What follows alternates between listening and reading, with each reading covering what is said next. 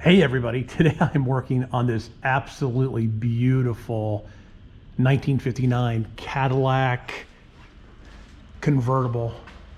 Let's give you a little shot down the side here. Absolutely beautiful, restored car. And I'm going to show you how to take the fender skirts off. So I'm going to pass the camera to my assistant. So on these cars here, it has this little knob. So what you do is you grab the knob and you turn it. And as you turn it, the knob drops down, and as it drops down, it releases, and then you swing it out, and then it unhooks. So the mechanism for these is it just slides up and turns, and that pins it against the car. That's all it holds these fender skirts on.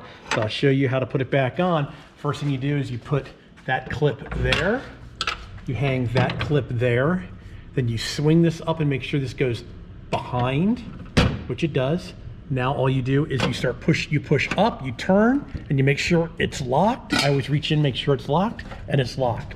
But this is absolutely beautiful, stunning 59 Cadillac Convertible that was been restored. Isn't that a beauty? Absolute beauty. All right, everybody, thanks a lot for watching. Please subscribe. You can always do that in that corner.